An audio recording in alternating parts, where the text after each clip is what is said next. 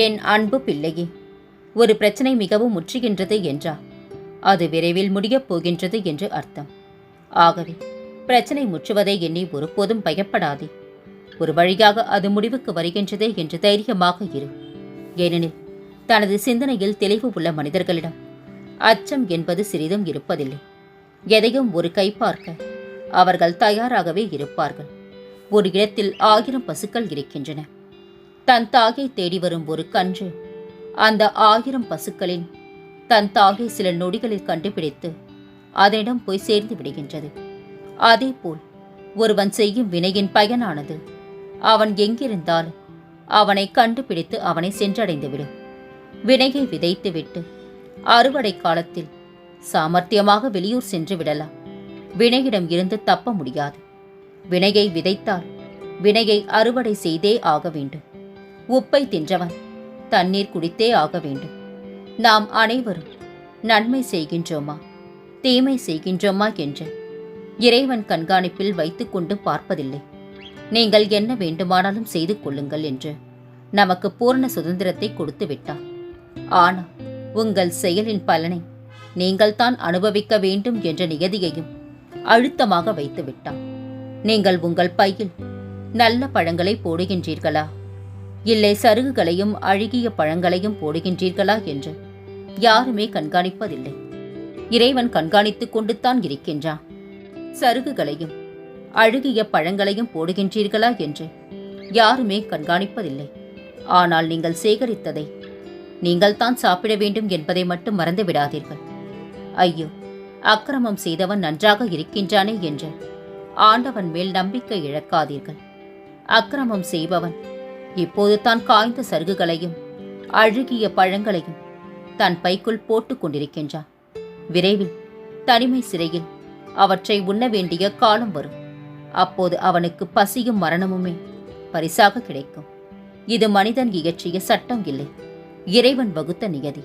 இதற்கு விதிவிலக்கு இல்லை குழந்தையே. காத்திரு. நடக்க இருப்பது நல்லதாகவே நடக்கும். பக்தி என்பது ஆடம்பரமான பூஜைகள் அன்பளிப்புகள் இவற்றில் இல்லை. உன் மனதில் சாய்ராம் என்றால் நீ எங்கிருந்தாலும் நான் ஓடி வருவேன். புதைக்கப்பட்ட விதைக்கு கூட எதிர்காலம் உண்டு. வெட்டப்பட்ட மரங்கள் கூட மீண்டும் வளர்வதுண்டு. வெறும் தோல்விகளைக் கண்டு சோர்த்து போனால் உன் வாழ்க்கையை யார் வாழ்வது குழந்தையே? சாயி சாயி சாயி என்று மட்டும் கூறிக்கொண்டே இரு. மற்ற அனைத்தையும் நான் பார்த்துக் கொள்கின்றேன். உன் வேண்டுதல்கள் யாவும் நிறைவேற்றப்படும். நிறைவேற்றும் வரை கொஞ்சம் பொறுமையாகவும் நம்பிக்கையோடும் இரு. என்னை நம்பினோர் கைவிடப்படார் குழந்தையே. உன்னிடம் எனக்கு பிடித்ததே இந்த விடாமுயற்சிகள் தான். எந்த துன்பம் வந்தாலும் எதற்கும் அஞ்சாமல் நடப்பது நடக்கட்டும் என்று உன் வேலையை செய்கின்றாய் அல்லவா? அதுவே உன்னை வாழ்க்கையில் உயர்த்தும். இன்றைய நிலை கண்டு கவலை கொள்ளாதே. உன்னுடன் நான் இருக்கின்றேன். உன் கரம் இருக பற்றியுள்ளேன். என்னிடம் பேசும் பழக்கத்தை ஏற்படுத்திக் கொள். என்னிடம் நீ பேசும் பொழுது உன் மன வலிகளில் இருந்து நிவாரணம் பெறுவதை நீயே உணர்வா. என் நிலையிலும் உன்னை பிரியாத நிழலாய் நான் இருப்பேன் குழந்தையே. கலங்காதே. உன் வாழ்க்கையை மற்றவர்களுடன் ஒப்பிடாதே. சூரியனுக்கும் சந்திரனுக்கும் எந்த ஒப்பீடும் இல்லை. அவர்கள் நேரம் வரும்போது பிரகாசிக்கிறார்கள். அதுபோல் உனக்கான நேரம் வரும்போது நீயும் பிரகாசிப்பாய். அதுவரை உன் கனவுகளுடன் போராடு. உன் முழு முயற்சிக்கான பலனை நீ அடைந்தே தீருவாய். வெற்றி உனதே. நான் உன் அன்பிற்கு வசப்பட்டு விட்டேன். இனி உன்னை விட்டு எங்கும் போகவே மாட்டேன். இனி உன் எதிர்காலத்தை பற்றி உனக்கு கவலையே வேண்டாம் தங்கமே. முக்காலமும் உனக்காக நிற்பேன். உனக்கு துணையாக என்றும் நான் இருப்பேன். ஏன் கவலைப்படுகின்றாய்? என்னை ஒரு நிமிடம் பார். நான் உனக்காகவே உன் வீடு தேடி வந்திருக்கின்றேன். இனி உன்னை விட்டு எப்பொழுதும் நான் போக மாட்டேன். நீ நினைத்த அளவிற்கு உன் வாழ்க்கை தரத்தினை நிச்சயம் மாற்றித் தருவேன். இது உன் சாயியின் சத்திய வாக்கு. என்ன நடந்தாலும் இது என் சாயப்பாவின் விருப்பம் என்று நீ என்னை மனதார நம்பினார் உன் அனைத்து விஷயங்களுக்கும் பொறுப்பேற்று நான் உன்னை பாதுகாப்பேன். நீ சுமக்கின்ற நம்பிக்கைத்தான் நீ கீழே விழும்போது உன்னை அது சுமக்கும்.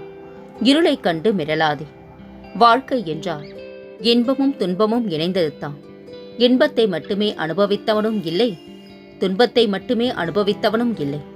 கடினமான காலங்களில் நீ எதிர்கொள்ளும் அனைத்து பிரச்சனைகளும் உனக்கான வாழ்க்கை பாடத்தை கற்றுக் கொடுக்கவே வருகின்றது என்பதை நீ உணர்ந்தாலே போதும். உன் மனம் சீராகும் குழந்தையே. உன் வாழ்க்கை மிகவும் கடினமாக போய்க் கொண்டிருக்கின்றது. எனக்கு தெரியும் தங்கமே. பொறுமை, நம்பிக்கையோடு இரு. நீ என்னை வணங்குகிறாய். உனக்கான பாதையைத்தான் நான் பொறுமையாக அமைத்துக் கொண்டிருக்கின்றேன்.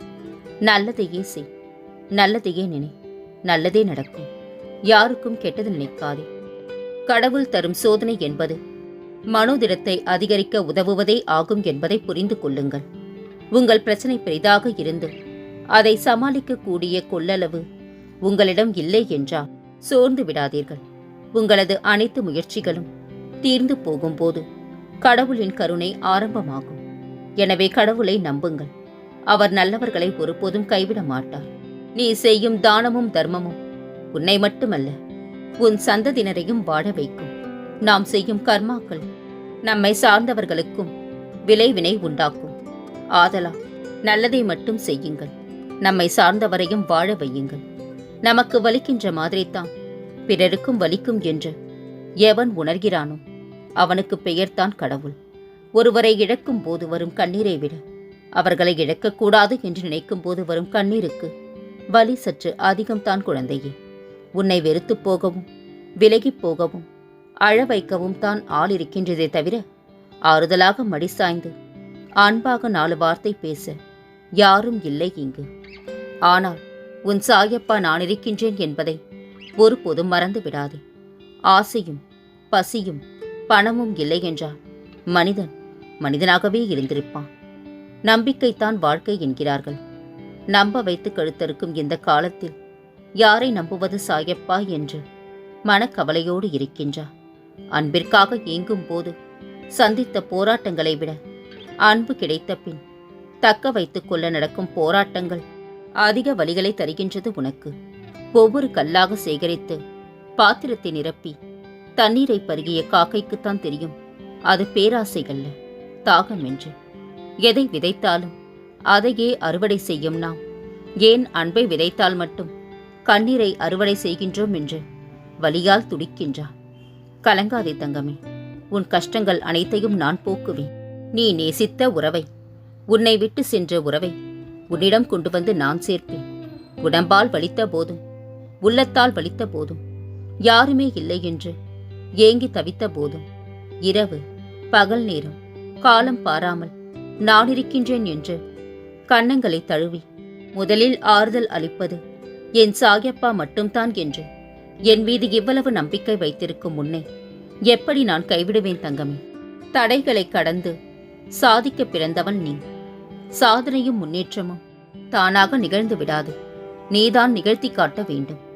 சொல்ல முடியாத சுகங்களும் நினைவுகளும் ஒவ்வொரு மனதிலும் உண்டு. யாரும் மறந்து வாழ்வதில்லை, மறைத்துத்தான் வாழ்கின்றோம். எதை குறித்தும் கலங்க வேண்டாம். உன் காரியங்கள் அனைத்தும் என் கையில் உள்ளது. நான் அதை பார்த்துக் கொள்கின்றேன். எங்கும் நிறைந்திருப்பவன் நான். உன்னுடன் நிழல் போல துணை நின்று என்றும் உன்னை காத்தருள்வேன். நீ உன் முயற்சியை எந்த தயக்கமும் இன்றி துவங்கு. உன் முயற்சிக்கான தக்க பலனை நான் அருள்வேன். ஆறுதலாக பேசுகின்றார்கள் என்பதற்காக அத்தனையும் சொல்லிவிடாதீர்கள். அவர்களின் கவனம் உங்கள் முழு கதையும் தெரிந்து கொள்வதாக கூட இருக்கலாம். அன்பு குழந்தையே, நீ இந்த ஜென்மத்தில் யாருக்கும் எந்த தீங்கும் செய்யவில்லை. ஆனாலும் உன் முன்ஜென்ம வினை ஒன்று உன்னை வாட்டி வதைக்கின்றது. நீ இப்போது அதிலிருந்து மீளப் போகின்றா. இனி உன் வாழ்வில் நலமே காணப் போகின்றா. கலங்காதே தங்கமே. சூழ்நிலைக்கேற்ப சிந்தித்து முடிவெடுக்க உன்னை தயார்படுத்து. அது உன்னை காப்பாற்றும். மாற்றம் உன்னிடமே உள்ளது தங்கமே. முடிவை பற்றி சிந்திக்காதே. உன்னால் முடியும் என்பதை மட்டும் சிந்தி. முயன்றவன் கைகளில் கிடைக்காதது எதுவும் இல்லை. இந்த அகிலத்தில் சிந்தி. இந்த நிலை நிச்சயம் மாறும்.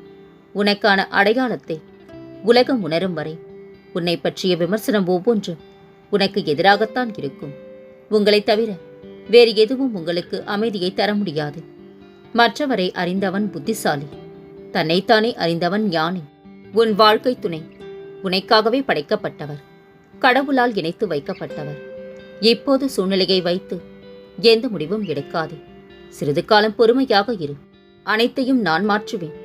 உண்மையான உன் அன்பை புரிந்து நீதான் எல்லாமே என்ற நிலைக்கு கொண்டு வருவேன். நம்பிக்கை கொள். இது உன் சாயப்பாவின் சத்திய வாக்கு.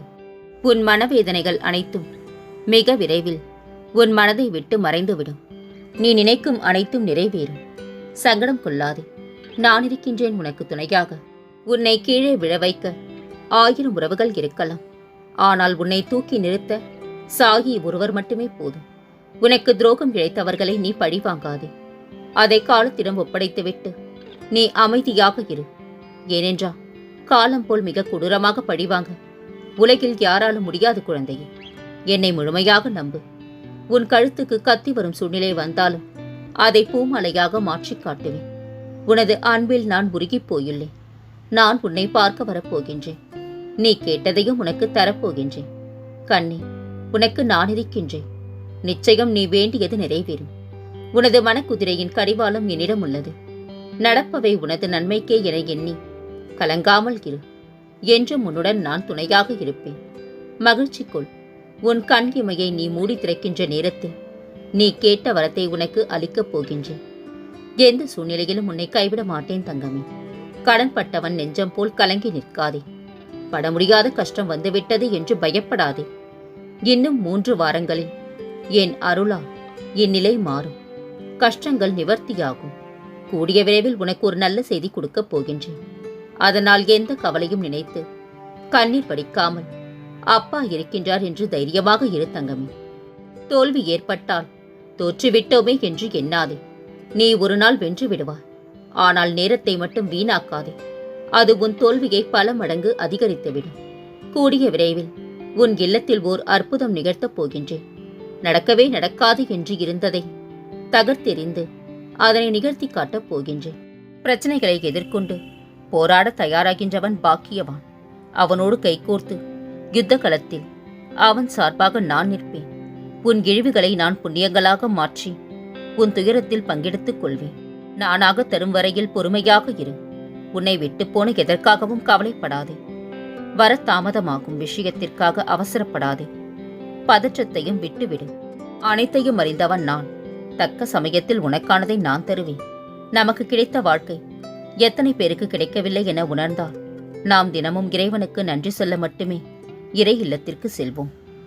நான் உன் இல்லம் தேடி வந்துவிட்டேன். உனக்கு அதிர்ஷ்டமான நாள் இன்று முதல் தொடங்கிவிட்டது.